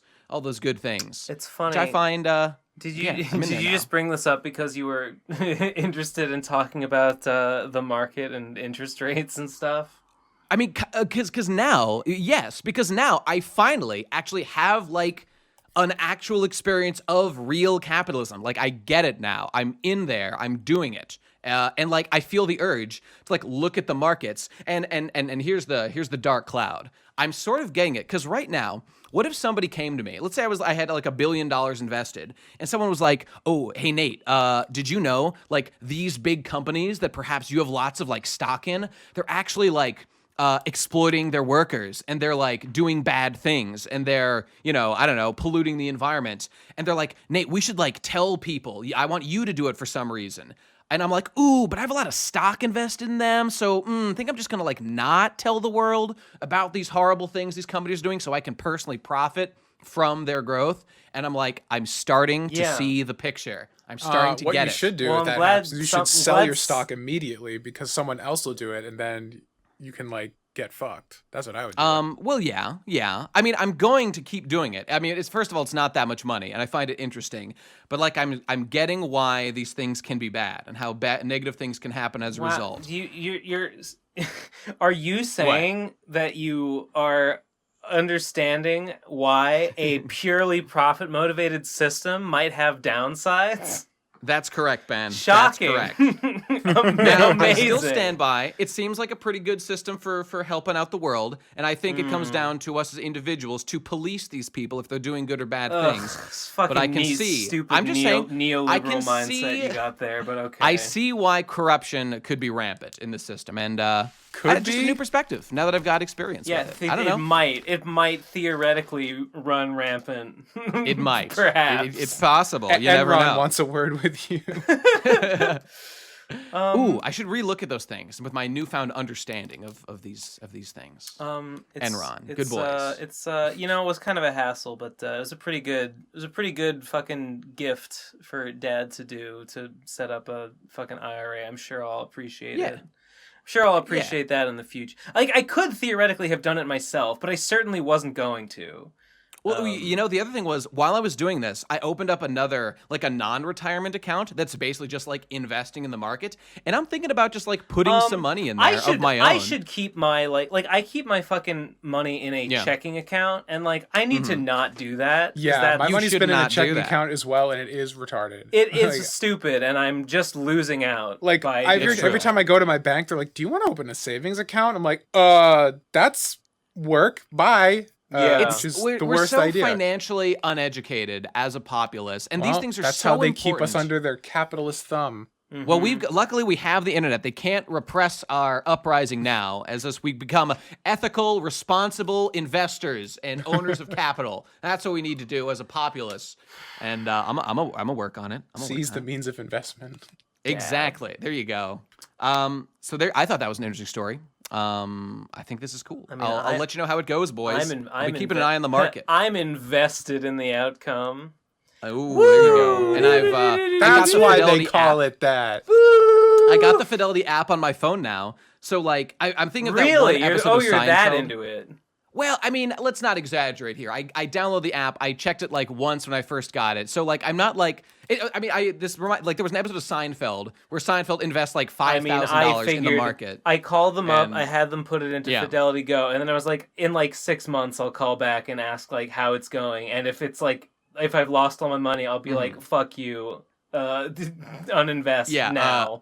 I see. That's the great thing. By Dad just giving us this money in this fund, like I didn't have to like weigh like, do I want to invest this money? This is not like a bunch of free money trust fund. This is like a collective amount that has been built up over like years and years of like him putting small amounts in for like Christmas and birthdays and stuff. Very true. This is not like, he just set us up with a fucking trust fund or whatever. Indeed. Although I suspect we will inherit a good amount of money when they kick the bucket, but we'll see how that goes one day, ladies. I mean, maybe.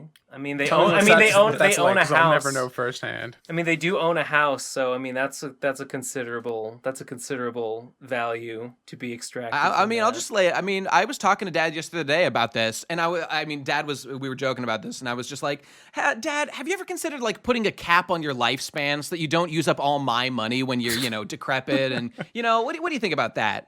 And he was like, generously, he said, Nate, I know you're half joking about that. And only half joking, Dad? Only half joking? Did this really happen?